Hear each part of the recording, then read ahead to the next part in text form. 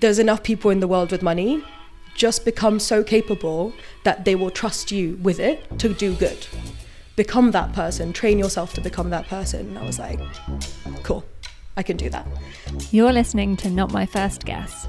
I'm Hattie Willis, your host, and each episode I talk to an entrepreneur, investor, or startup expert to unpack their hardest moments, biggest wins, and hard-earned advice so we can shortcut our learnings as founders together.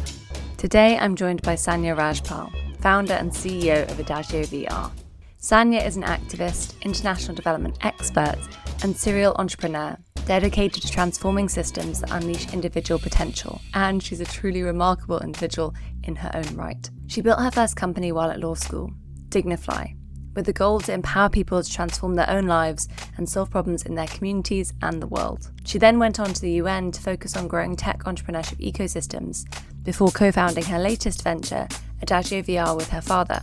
AdagioVR is a mental health and high-performance startup using cutting-edge clinical and therapeutic techniques that drive preventative mental well-being and behaviour change through virtual reality. Now, I'm often sceptical about VR being applied to lots of, in my opinion, not very useful use cases, but for me, it was genuinely game-changing, helping me work through some trauma that I have put a lot of time therapy into and hasn't made the same difference. So personally, I am honestly forever grateful to Sanya already for the work she's done. In this episode, we discuss what Nobel Prize winner Muhammad Yunus told Sanya about creating change, how to secure leverage in business and why that's so critical, when your strength becomes your weakness, being told you're the wrong person to front your own venture if you raise, a lot of buyers, and why it's time to let go of funding FOMO.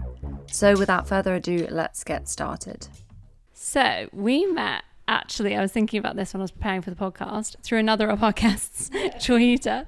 Joy does the most incredible intros for people, and I'm slightly nervous I'm not going to do as good a job when I try and do your intro around this, but there is so much. I remember literally you introducing yourself and me thinking this is the most fascinating story of multiple things coming together. And I normally say I won't do intros on the show because it's just embarrassing and awkward for everyone, and now I'm doing it.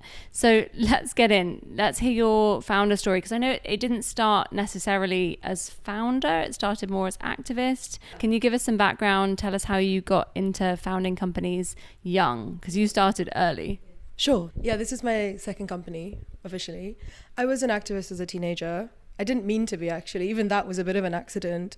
Somebody asked my mother, there was a charity she was supporting, that you have a daughter who's also navigating being third culture and doing it relatively better than these children of asylum seekers who are really struggling with relatively deprived environment, parents who don't speak English and have very traditional upbringing, and being in a school and environment that isn't fit for any of it. And they said, can you ask Sanya to come in and talk to them about her experience? And actually, I used to be so shy, I couldn't even introduce myself to someone. I'm like quite a naturally shy, quiet person, even though nobody believes me anymore.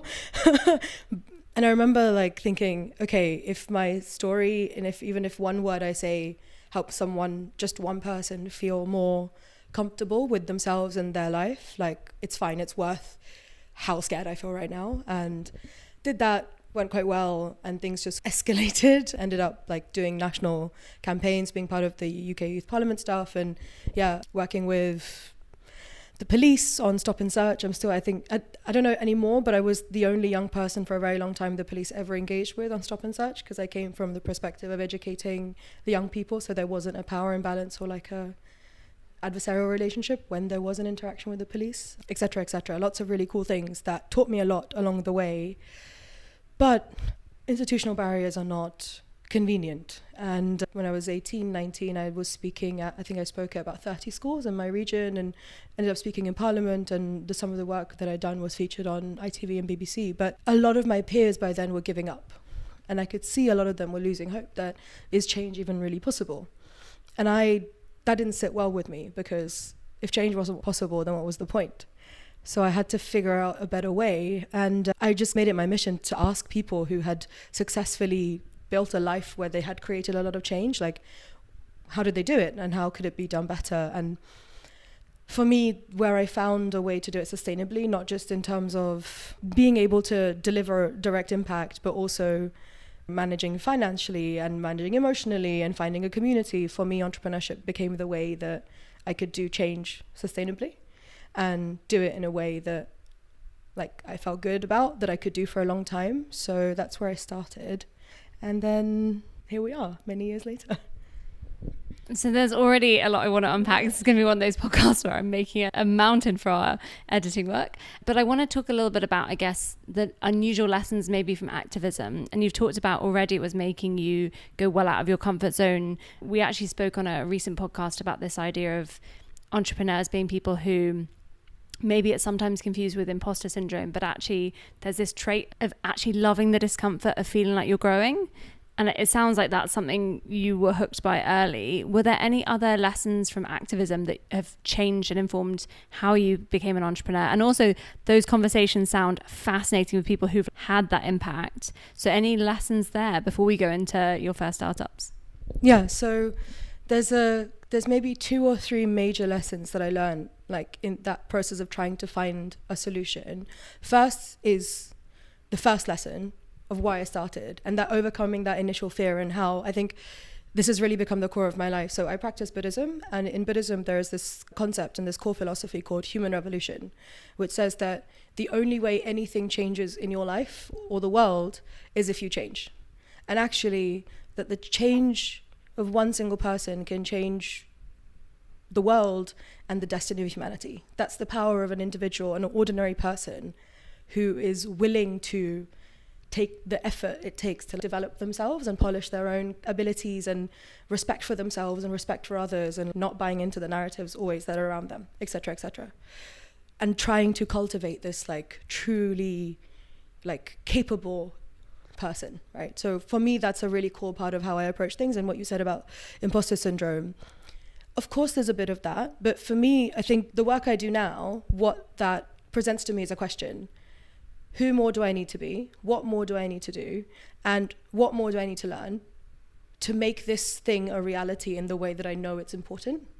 That's the question I ask myself every day. And sometimes that's being more kind to myself, resting. Sometimes that means like not listening to other people's advice because it doesn't sit right with me. And sometimes it means taking a really hard lesson from someone giving you some constructive criticism or advice, or even somebody getting angry at you because they don't appreciate how you've done something, and actually taking the minute to say, okay, there's something going on. I might have a feeling about it, but what is the lesson underneath? What is the message underneath? And sometimes it's that. I think that's so core to who I am and like how I approach things. And then second lesson, so just after I finished school, did a bunch of activism stuff, and then ended up going to Japan to study at a university for about 9 months. And in that university, it's called Soka University, and it's focused on humanistic education. So the happiness of the child, the happiness of the young person unlocks their ability to use their education to create change in the world. Amazing environment to be around. And we had a really incredible speaker come in for a talk, and his name was Mohammed Yunus. I'm sure you're aware of him, founder of Grameen Bank, created the concepts around microfinance, Nobel Peace Prize laureate. And he gave a fantastic talk, and there was a opportunity to ask him a question, and I jumped at the opportunity thinking, okay, this is someone who's actually created massive change and also has navigated a lot of complexity and also failure, right, in that process. So I asked him what would be his advice to young people who feel overwhelmed by the complexity of the problems in the world today, and like how would you encourage them to think about it and to be able to keep doing what they want to do and keep that momentum of wanting to create change. And he said, the context of what he said is that during his talk, he said that the ideas he came up with came from a very simple root, which is that loans, which allowed people to accumulate wealth through business, through entrepreneurship, only went to rich men in cities who had the wealth to give as collateral. And he just did the direct opposite. He gave smaller loans to poor women in villages who didn't have that wealth to give as collateral. So when he answered my question, he said, all I did was come up with a specific solution and a simple solution to a specific problem. And rinse and repeat, that's all I've done.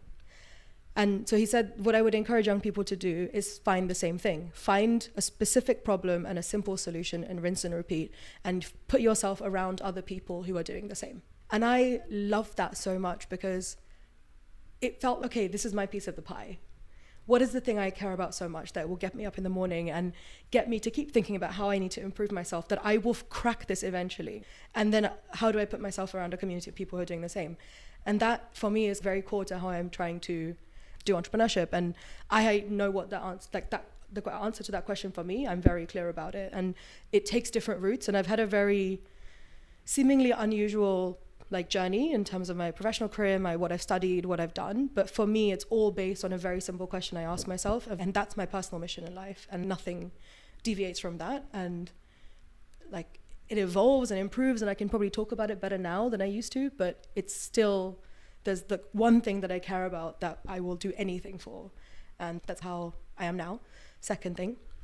Third thing, again, I used to think that I had for a long time, it was, okay, I will go be a banker or go into finance and I'll make loads of money and then I'll do some good. Then I'll create some change. This is the narrative young people get. And I had the opportunity to meet one of the speechwriters for Ban Ki-moon. At that time, she was working directly with Ban Ki-moon at the UN, and she was this badass woman, came in a bright colored outfit, short skirt, just so strongly herself. And I told her, this is what I really care about and this is what I want to do, but I'm about to start law school and I guess I'm going to have to take this route to get there, blah, blah, blah. And she said, Sanya, if I had the money to give you right now for you to do what you've just told me, I would give it to you, because you have already given me evidence of why it would work based on what's already going on. There's enough people in the world with money. Just become so capable that they will trust you with it to do good. Become that person, train yourself to become that person. And I was like, cool, I can do that. So these have been my that was very foundational to how I've approached things. And then of course there's always more, but those 3 learnings, I think that was all by the time I was 19, has shaped how I've done everything since then. Yeah. That's incredible. And I freaking love entrepreneurs, because I think there's this self-reflection that is a really common trait that someone can distill essentially decades worth of learning and reflection so beautifully. So I want to dig into that last point you made about make yourself that person. How did you go about making yourself that person?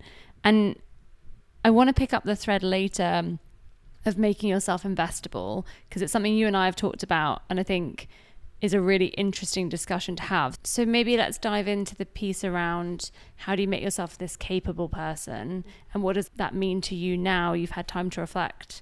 Yeah, so I'm a really problem-solving driven person. When I see a gap or I see a failure in a system, I'm like, oh, that's something that needs to be improved, right? That's one thing. The second part of that, I think about things in systems.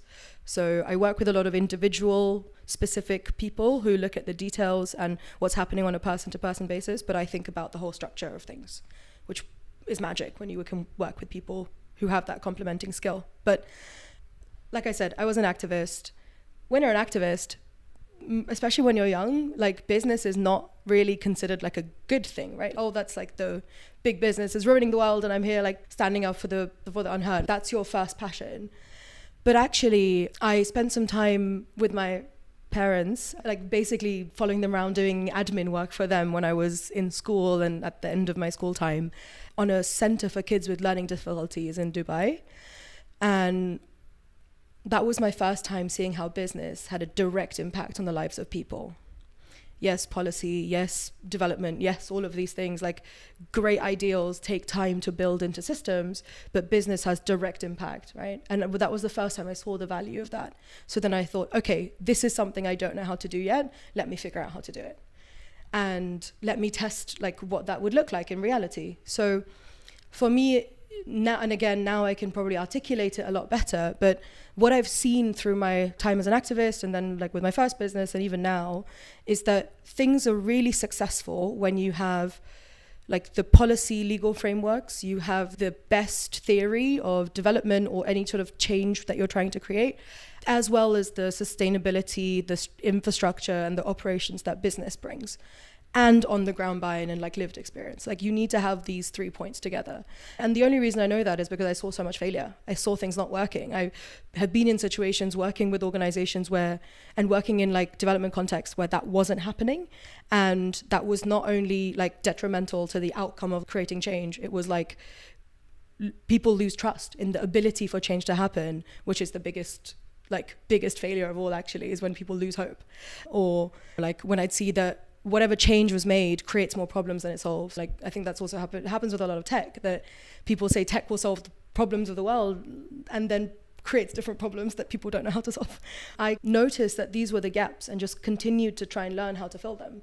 And that's how I also started my first business, thinking, let me try and learn this because I don't know how to do it. And now I can say that at least I have a broad understanding of the framework of how I would approach anything, which is useful. And I continue to find gaps, but that's good. That means it will always get better. And you're so spot on about that. I think it sometimes surprises people when you meet someone who just does not see the world how you see it. So your systems versus individual thinking. And it's interesting because I think this often happens on teams. Like you and your co-founder often get on because you see that side of things very similarly, and then you make your first hires and you're like, why are they messing everything up? So you're spot on to think of that as something complementary to hire for, maybe, if it's not in your co-founding team. I actually would say that it's even more granular than that. It's even when you're with your co-founders, it's with everyone. And I made this mistake at the beginning when I was hiring in every context I've been in.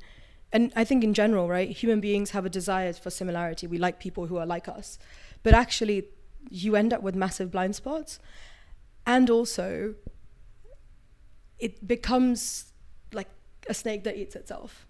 So everyone buys into the same narrative and then things break.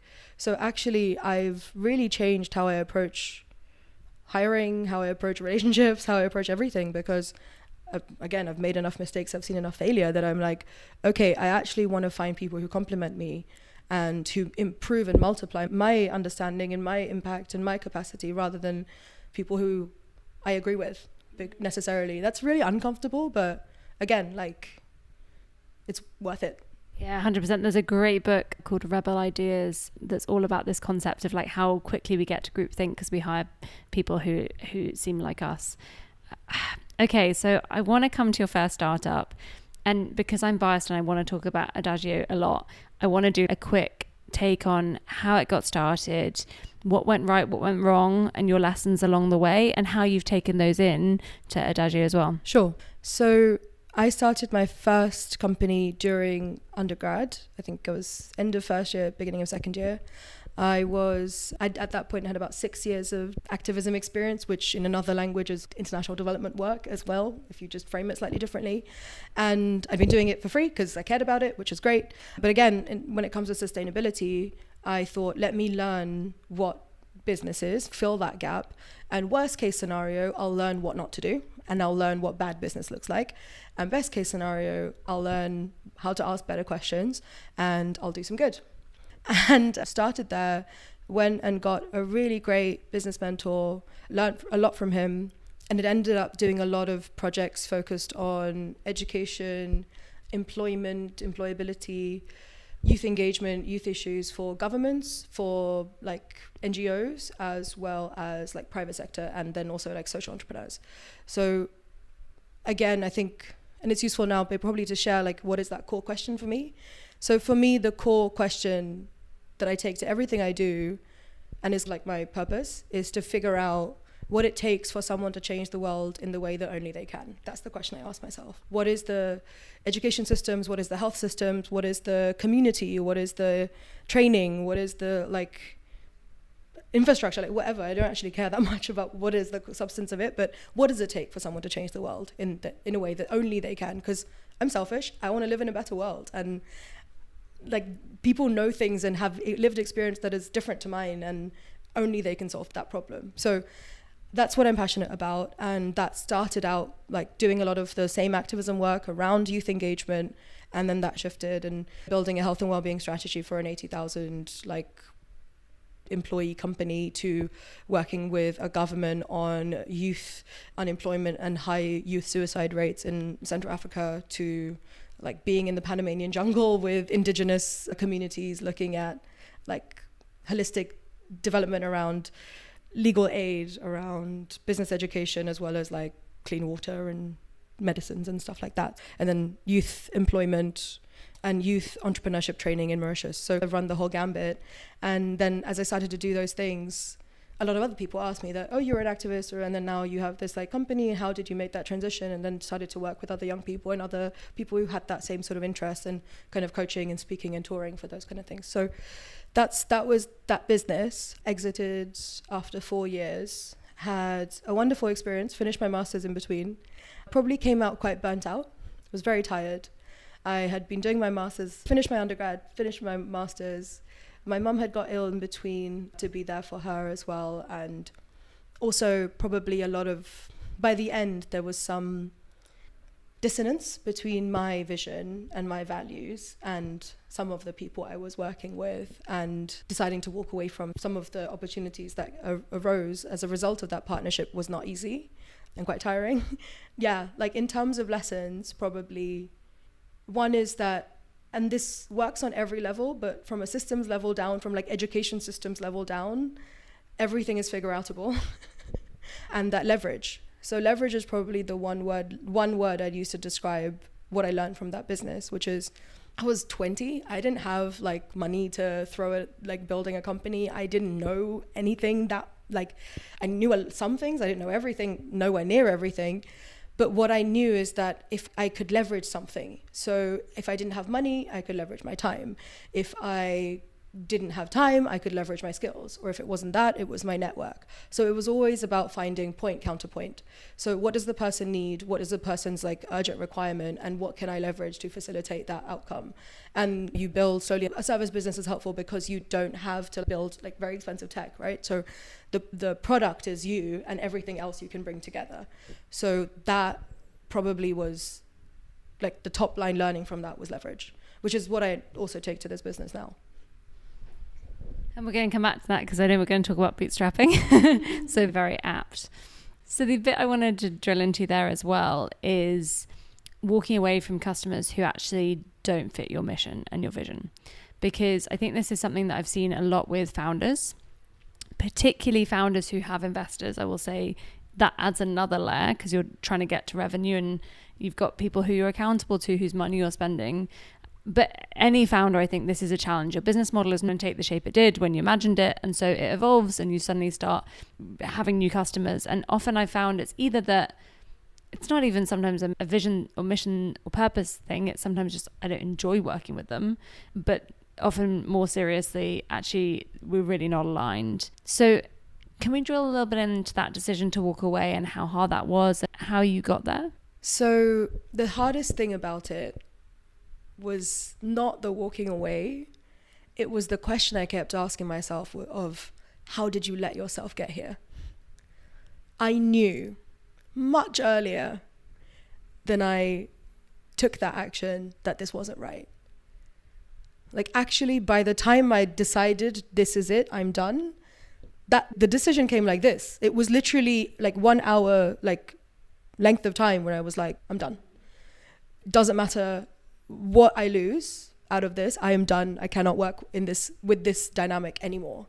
So that decision is really quick, but all of the build up, all of that time that you're like managing yourself, managing the situation, managing yourself, it's okay, it's worth it, means to an end, That contending with that and that disappointment in myself, that is what like burned me really. And that's what took like maybe 2 years to like fully recover from. I wish I'd had what I've built now at that time, but that was difficult. That how did I like, so what happened is that he asked me a very direct question that this is what I want to do and I want you to have this role and this is the value and like this is the benefit you'll get. And he asked me, I thought, no way. That was very quick, but it was just this thing of you knew this was coming and you didn't decide earlier. But since then, like going through this process of also grieving it in a sense, or like, I don't know, like recovering from it, a little bit more compassion on it, I learned so much from that process and built a really successful business. And when the moment came, and I'd never had that before, right? Like I've never been in a situation till then where I've put my integrity over profit, opportunity, seemingly impact, and say, no, this is not going to work for me. I'd never done that before and I was able to do it. So on the flip side, I'm really proud of myself. So rather than dwelling too much on how did I let myself get here, it's about saying that like sometimes the time is right when the time is right, and you have to take the best of what's happened and learn the lessons and integrate them in what you do next. And it's okay. Like now I'm really grateful for it, actually, because again, hard-earned lessons, like experiences that have shaped me and allow me to do what I do now. And also like to know that about yourself, that you do that in that crucial moment when someone offers you everything that you want packaged in a bow with the cost of your integrity, you say, no, thank you. Like to know that about myself is like very useful information, and I'm pretty proud of that. So yeah, like I think probably that's what I've learned. I don't know if that's helpful, but I think it is. And I really hope for founders listening, having spoken to loads of founders who are in this process, it's easy for us to say it and you've come through it, and on the other side it's definitely easy for me to say it, but really hope that gives you some hope that this is how you might feel, maybe not now, but in a little bit to come. And we're going to talk a little bit about some of these traumas that sit, and I want to dive into... But just before, so there's one thing I would say to any founder, particularly like female founders, like we're very good at being self-reflective, right? Founders are very good at being self-reflective. We ask ourselves, okay, maybe I'm being overly sensitive or I'm being overly critical. Let me find a way around. We're very good at adjusting to the situation. But I think it's really important to have things that are a no questions asked, this is a no. And to have that, spend some time with yourself and know what those are for you, gives you like a bit of a peace of mind, so you don't have to think about it continuously that I can adjust, but should I? Like that's really hard. It's like tiring to keep this thing going on in the back of your mind. So just decide like this I'm not going to be okay with, and if this is what comes up, I'm willing to pay the cost of not doing it this way. And then it's about deciding that, okay, what is the alternative for me, like as an individual? And I would say that has given me a lot of breathing space as well, and to give yourself that opportunity to ask yourself without always being reactive to what's happening, and being adjusting and being that like that person who can do all of that, because sometimes our strengths become our weakness if we don't deploy those strengths with a little bit of wisdom and care for ourselves and for the things we know to be true. And it's just so important to figure that out, because then the cost becomes easier to pay as well. If you need to pay it, it becomes much easier because you know what's the value that you're getting out of that situation. Wow, that's powerful. Okay, I want to do a quick lightning. What happens in between the startups? Because I know there's a break between them. You said you were burning out. So how do you get over that burnout? What comes next? And then how do you get to Adagio? And am I saying Adagio right? I'm not putting the really posh accent on it, which I sometimes do. I'm like, Adagio. Okay, so how do we get there? Let's do the bridging. So this company and where it started and the sort of development of it had been going on in the background, even when I was already working on my past company. So the science behind it and the ideas come from my father. He's a leading psychiatrist here in the UK, and he's trained in a particular therapy that is the gold standard of addressing severe mental illness, particularly PTSD. And I'd never really thought about trauma. Like trauma is not a thing that you think about or talk about, particularly in your early 20s. I mean, the earlier you do, the better it is probably in life, but I'd never really thought about it. And I was actually sitting in a room full of DFID officials discussing foreign aid to Sierra Leone for education. And they were discussing PISA tests. And PISA tests are the kind of global standardized tests that you do to check the quality of a country's education system. And standardized testing is what it is. It's particularly not really helpful when you're looking at an entire country's like quality of education, especially when you're like looking at how disparate socioeconomic et cetera, is across the world and even within countries. This is one of the metrics that's used to significantly judge the amount of money that should go to different countries. Now, if someone doesn't know a lot about the history of Sierra Leone, not very long ago, there was a lot of conflict with child soldiers involved.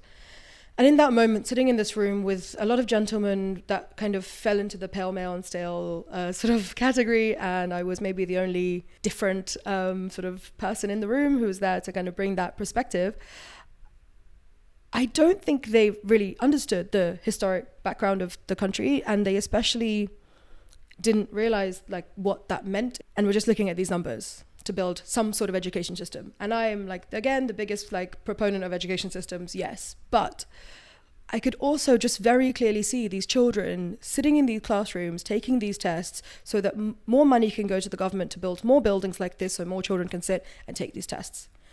And in that moment, I could not figure out what was more dismissive and even dangerous to the humanity of these children, the conflict they were involved in, the guns they used to hold, or these systems that they were in now, because like neither of them cared about their humanity, and neither of them cared that they were just like, these children are traumatized and we are all traumatized. And at the center of these large systems are human beings that are traumatized. So that was my first aha moment about this company, even before really it was anything, because I had been hearing about the therapy and the trauma, etc., from my dad. And I also then knew that he was continuing to develop the science, but again, not necessarily involved, super burnt out from my last company. Ended up finishing my master's, exiting my last company, thinking, okay, what do I do next?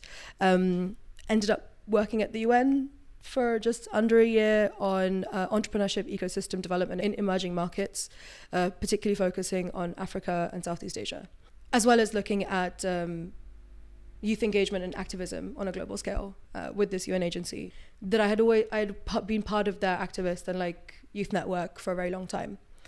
And it's funny, like looking back, what you learn and how they impact you.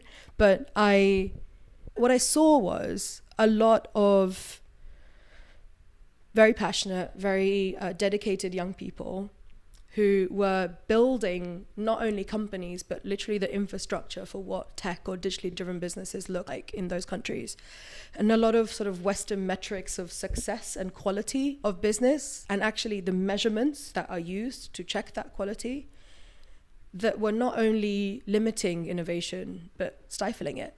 And that was heartbreaking, because these young people were so incredible, and they had, like there was one guy, he built the first e-commerce platform in Cameroon, where most people don't even speak French, let alone have trust in the internet that when they order something will come home. And now, it's the most trusted. People in the government use it. People like old people in the rural areas also use his platform to buy and like live conveniently. So there's a lot incredible young people whose the framework that is used to support them is not functional. And my job was to take what they have been through, how they've succeeded despite their environment, and turn it into policy and investment for the like trade union, etc., etc. And what I really learned from that is that a lot of young people are being trained in a very old-fashioned type of business. And at this point, a very old-fashioned type of tech business. Like platform businesses have been built, bought, sold, and have served their purpose already. And this is what we're exporting to the rest of the world. And similarly, kind of very traditional, and it's funny because it's not been that long, it's 20 years, right? Like this current tech industry, how it's been built. But again, the investment metrics and the models of growth and all of that has been tested, bought, sold, and reached its limits in this part of the world is what we're then exporting to the rest of the world. And that's not necessarily relevant, functional, or actually helpful when you are trying to like create innovation. I got to see a lot of founders very up close, learn more about the tech ecosystem in very different environments to what we sit in London, and also kind of just see like how these remarkable founders operate in the most difficult of circumstances, and sort of came out thinking that it kind of healed me in a sense, but it also made me want to go learn more. And that's how I ended up at Oxford doing my MBA. And again, it was like at that point I had the like law degree and I had the master's in education and international development. I'd got the other parts of the missing pieces, but the one that was missing was a global understanding of business, not just the lived experience of running a company. And that's how I ended up doing that. And kind of that is part of what led me here today to AdagioVR. So let's talk about Adagio, and I guess what it can be, because I think one of the challenges you've actually got now, ironically, kind of compared to Muhammad Yunus, is a simple solution in the sense that actually, as you say, the psychology has been there. Your dad's been working on it for a long time, and actually having used it, in some ways it feels really simple but powerful outcomes, but also applications. Yeah. And so I think, so I said I'd share my experience of using it, because I think it might be helpful for anyone listening who's maybe skeptical or doesn't really understand. And so I will explain as best I can, and then you can correct me with the real version. But essentially it's using VR to help people deal with trauma.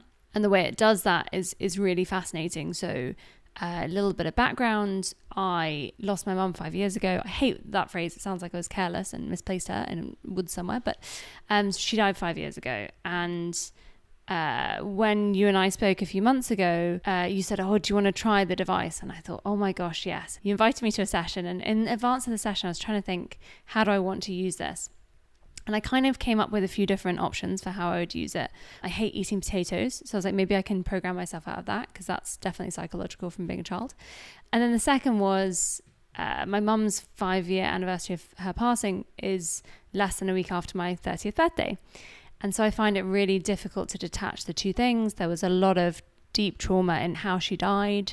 Seeing it was really hard, and there were points when she wasn't herself, and that was heartbreaking. And it's something I've really struggled to come to terms with. I've done a ton of therapy around bereavement therapy, had been doing therapy in the months leading up to you and I talking, and it was all feeling, I think the best word to describe it since doing Adagio, which I now kind of understand more, is it all felt really close, all felt super raw. And I was thinking, this is 5 years on, how is it still so painful? And I remember one of my mum's friends saying to me, I think the day she died, you've gone through a trauma and you're going to have to deal with this. And I remember thinking, I'm not quite sure how helpful that is to say to me right now, but it has stuck, and it in some ways maybe legitimized, hey, this was super hard. And so when I came in, I decided to use my session to look at actually some of the really hard parts of her passing, which was about a week that was particularly traumatic at the end. And went through the process. And I said this to you, I wrote a testimonial.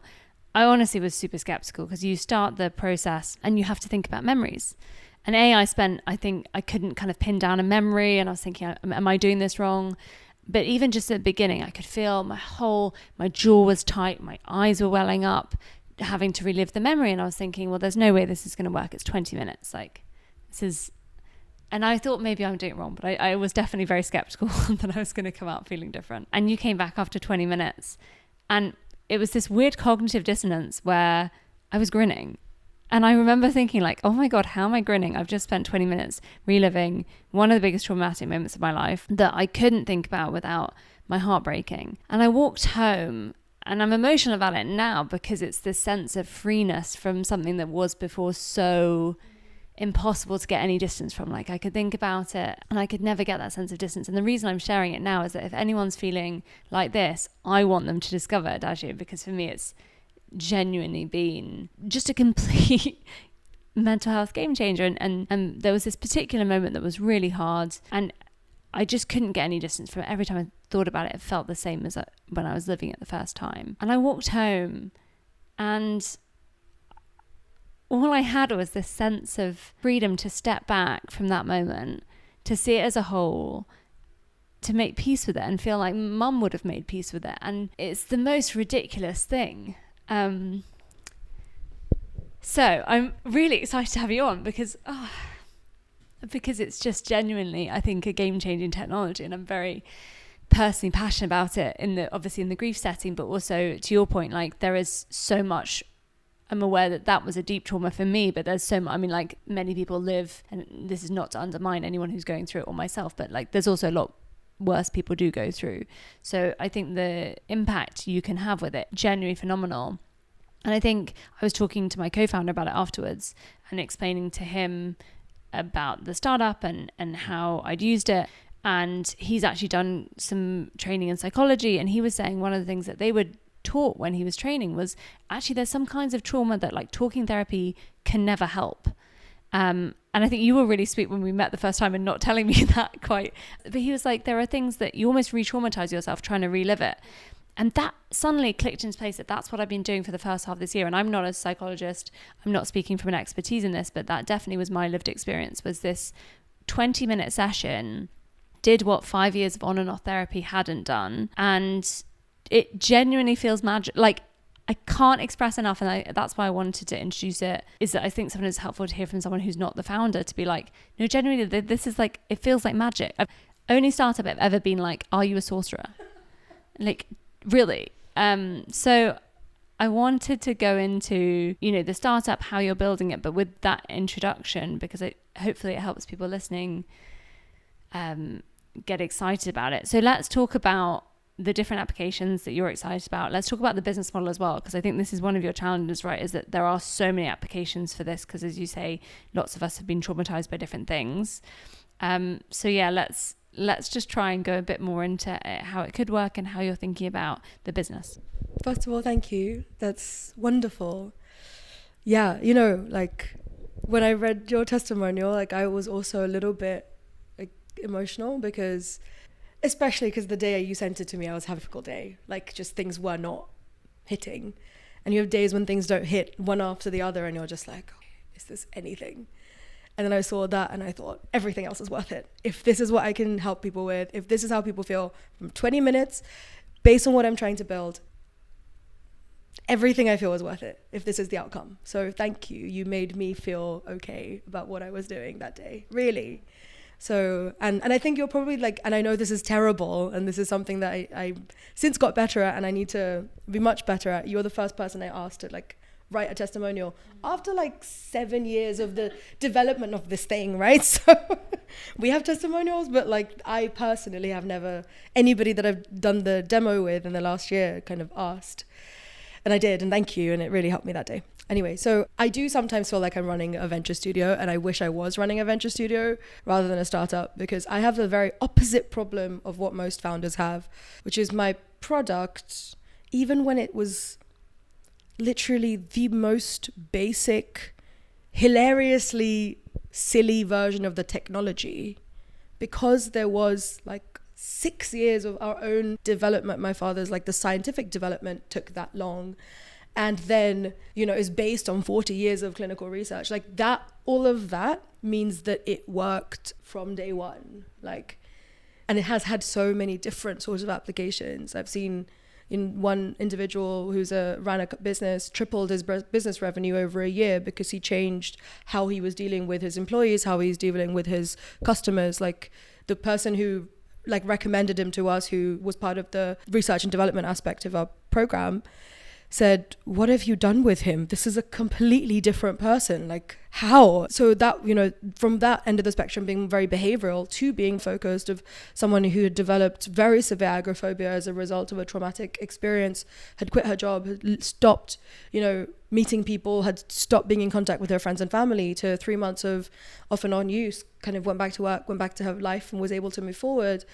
And, then looking at addiction, having people like quit smoking in a week, like from chain smoking to nothing, and even cocaine and other sort of more severe addictions in a couple of weeks. So there's been such a wide range of applications. And then when you take it out of the context of like trauma, or the context of addiction or mental illness, or even mental health, and look at it from a behavioral, high performance, like well-being. I mean, well-being is an overused word, but from the perspective of like how people actually operate on a day-to-day basis, and like what it means to have freedom in your mind so you can genuinely do what you want to do better and have a wider impact. It's just like so many things we can do, right? So that is, I'm a bit of a kid in a candy store, which is great. And actually that was another aha moment, because again, I was kind of, my last business, I was a little bit hesitant, and I didn't necessarily expect to be co-founder and CEO of this company. I had hoped that I would consult on the side while I got other people to run it with my dad, and I just would kind of come and help here and there and leave, because I was kind of done with entrepreneurship. Unfortunately, there's nothing else I can do but entrepreneurship. I'm not really built for anything else, so we find ourselves back here. I have to also be very practical and very clear about the model that I'm trying to implement, because of my background being quite unusual for a tech founder, and like my training is not in tech and in a completely different context, right? I went through a phase of trying to understand how things are done, and then seeing if that worked for me or not, and then thinking, but I know something different. My background has trained me or taught me, or I can see things and connect things in a maybe slightly different way. which is where I think, and having read about it since, founder market fit and finding where you have an unfair advantage is like now way more what I'm about when I speak to founders, rather than saying, you know, like find the like product market fit and like, you know, look at like where you'll get the quickest traction, all of that. I mean, fine if you that's what you want to do, but from my perspective, it's like, who am I the right place for this to work kind of thing. So based on my understanding and the kind of second part of building the business strategy and like with the plan and like how we're trying to implement, was about saying, this is how things are done, this is what I agree with for what we want to do, and the things that are going to work for us, and what is it that we want to do instead. Like kind of going through that process again is a lot of iteration, like speaking to huge amounts of people, testing lots of things, questioning everything, kind of being given like certain, this is how things are done, kid feedback, and then saying, well, is it? And kind of thinking like, well, what if it wasn't like that? And like, what if people who weren't a very specific type of person could be a CEO and founder? And that process has been the sort of background of all of this. And how we operate is, and the kind of metaphor, and I'm prone to metaphors because I have to explain very complicated ideas quite to the best of my ability, both on the science side and on the like business side. But how I like to imagine is that we're not a rocket ship style business, because rockets go up really quickly, but they also have to come down. They aren't built to stay up, right? I imagine what we are is like the helicopters that have the two different like rotating things. And what I want to do again is going back to that very simple word that I learned in my first business, is about leverage.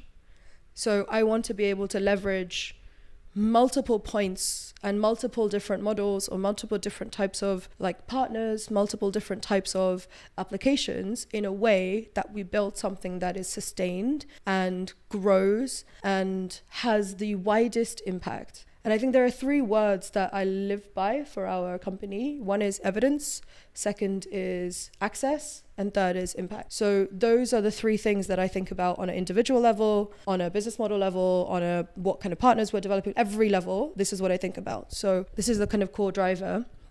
We're predominantly B2B. We have a very select, and there's like something exciting I can share with you. And you're part of the reason it is what it is. We focus on two sides of the coin. One is high performance and the other is high impact.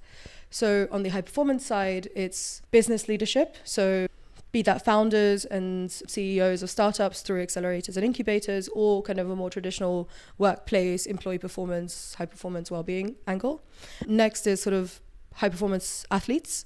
And then on the impact side, we're doing a couple of projects, one that's focused on addiction with a GP surgery in the UK, looking at the root triggers and causes behind, to begin with, smoking, and then we'll develop that further. Second is we're doing a project with a NGO in India led by and focused on the transgender community and the wider LGBTQ community. And that project started recently and we're already seeing massive impact from it. And I am just so proud that we can do these things. And for me, how I look at the business model is that we have a very targeted solution that has lots of applications on an individual level. So we tailor with the organizations we work with to understand how their distribution mechanism, their organizational priorities, and how they have lived experience and operational trust with a community, be that employees, be that students, be that service users, that's up to them. And then we will tailor the design and the tech and the service delivery in alliance with that for the individuals and their needs. So the like tangible example of that would be burnout, right? So burnout is a widely held concern in the workplace. So an organization's concern is to do with absenteeism, presenteeism, productivity, attrition. And there's enough data out there for anybody who needs to be sold on the idea, but it's a major concern. But what burnout manifests as and how it operates within a business is very different and very unique to that context.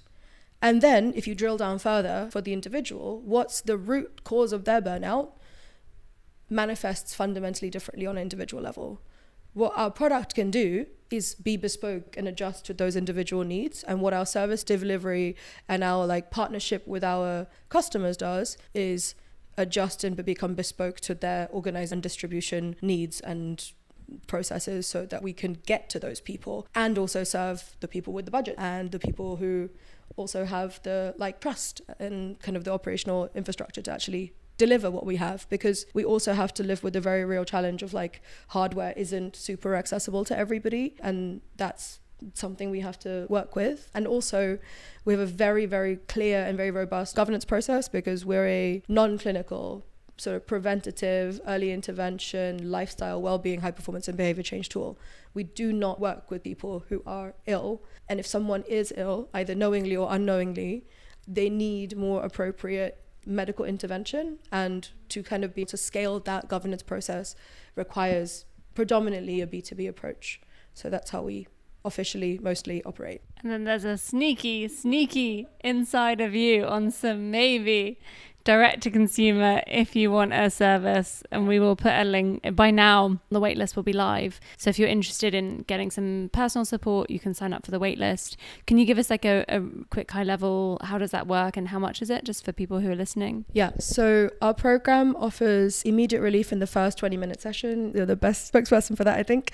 And systematic transformation of an issue takes about a month of regular use per issue. So we offer single sessions or a workshop for a company, and then 4-week programs that are issue responsive, and then 3 months high performance programs, which is about the web of challenges. So for individuals, we've had such amazing response from the people we've been demoing with and testing with, and have kind of requested further access. We've created a sort of small advocates program, which is direct to consumer, and the waiting list is now live on the website, AdagioVR.com/waitlist. And you can sign up. We will be providing the 4-week programs predominantly for people to have whatever major issue that's impacting their life, be it trauma, be it more sustained burnout, maybe it's about overcoming self-sabotage tendencies, maybe it's about confidence and self-esteem, whatever those challenges are that you're having that are impacting your professional, personal and health outcomes, we're happy to help. It is quite a small program, predominantly really in response to people who are our advocates, but I really want to also encourage founders to sign up to this, because founders and startup teams have on average 5 to 10 times higher risk and cost attached to poor mental health. I mean, you experience such complexity day to day, right? And it's really difficult to sustain that without some sort of personal support. It doesn't matter how strong you are, even if you hold a teacup out for a long amount of time, eventually your arm will start to hurt, and eventually your whole body will start to hurt. And that's a lot of what trauma, when it's not trauma and just sort of lived daily complexity, looks like. And my hope is really that founders especially will take the opportunity to improve their own internal system so they're able to better support their teams and deliver their mission. Okay, final 4 questions. One is, why are you not currently thinking about external fundraising? Because I know this is something you've got quite a good view on. So, quick fire answer. Like I said, we went through a process of understanding how things are done, understanding what works for us and what doesn't. A lot of how investment works is based on a very particular model of growth and returns, which I believe is not right for us at the moment. The second layer of that is that I'm a young woman of color, female founder, and the reality is, so last summer, 6 weeks, every single week, someone told me, who was trying to help me, that the reason my company would fail is me. Not the product, not the team, not the science, but me. Because statistically, a young woman of color raising funds, as also the market declines, is not a good idea. Why don't you hire an older white male CEO who's actually raised funds before, and he can run it from he can be the one who does everything until it's successful, then you can be the front face. You've never raised before, so you can't raise in this market, which is interesting, because usually you celebrate buying the house or building a house, not taking out the mortgage, but okay, fine. So I all of this happened, and the thing is, I think when you're a founder, if you were playing within statistics, you wouldn't be a founder at all, particularly if you're not from a very specific background. All of that is true, but I also know this is the market, and I can believe my model will work. I can even have data to show that my model will work. I can believe that someone who's built and exited a profitable business is investable even though I've not raised VC funding before. All of these are my beliefs. I'm building a company based on my values. Those are my values. Until they can demonstrate commercial success in the metrics of the market, they are very nice values that like I don't need to convince anybody of. Like I would rather just show what I can do rather than trying to convince people of what I do.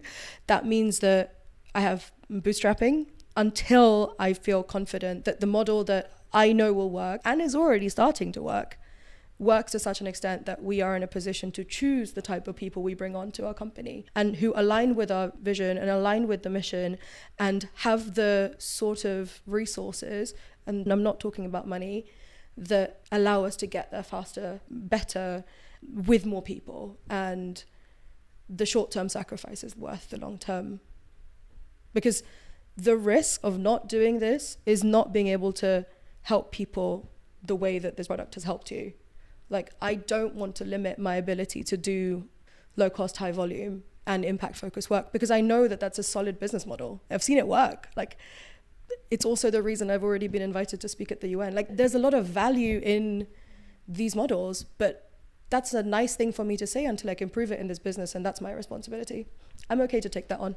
I love it. And actually it's something Tim and I, my co-founder, If We Raise, have been talking about a lot, balancing this.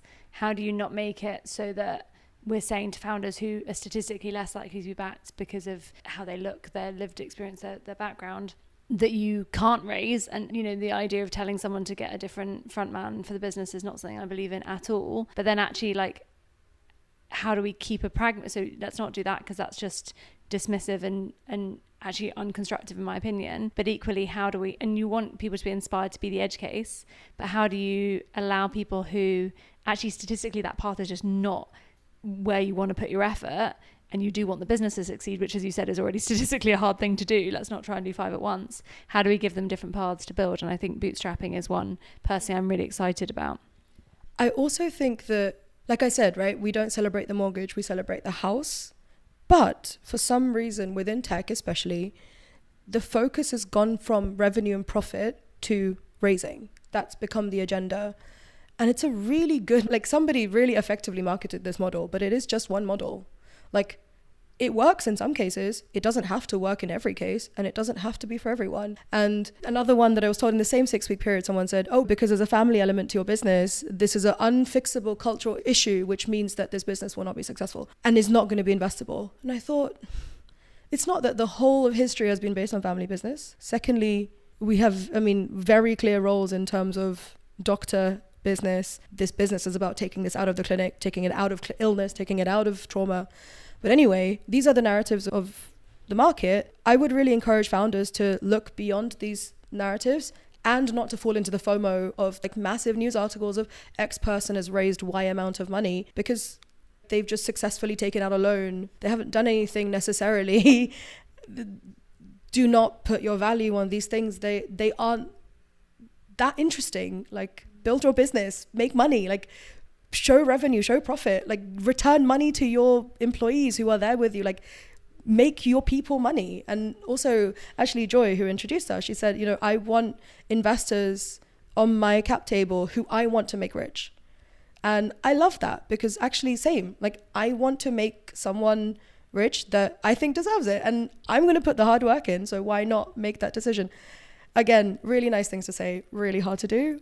Do I have many days where I'm like, oh no, am I doing the right thing? This is really hard. Like, all of that is true. But if you're going to take the massive gamble of being a founder, don't buy into another narrative of what it means to be successful, because you've already left one. Why be stuck in another one? You've actually just managed to answer like all my questions in one, so it's perfect. So we are going to wrap up now. There is still so much I want to go into with you in the future, so we might just have to have you back. It's just a terrible thing. Thank you so much for your time. Thank you for your honesty. Thank you for sharing the hard moments as well as some incredible reflections. We will put links in the show notes to everything we mentioned, so do go check those out if you want to learn more, and give Adagio a follow, show them some love, put them into every accelerator course pitch them to every company like, let's make this is like, I was asked recently on a podcast like what my favorite startup is at the moment. Like, hands down, this is it. So let's shout it from the rooftops, please. Thank you. Thank you for listening. I really hope you enjoyed today's episode. If you did, please do take a moment to rate and share. It really does make a huge difference to our growth. And for more founder oh shit moments, success stories, and the insights behind them both, do subscribe today. And for those of you curious what I get up to when not interviewing founders for this show, I have a new startup, If We Raise, aiming to get expertise and capital to underrepresented founders earlier. You can follow what my co-founder Tim and I are up to via @IfWeRaiseTogether on Instagram or @IfWeRaise on LinkedIn and Twitter. We'll be sharing our lessons learned along the way, as well as highlighting the incredible founders and angel investors joining the If We Raise journey.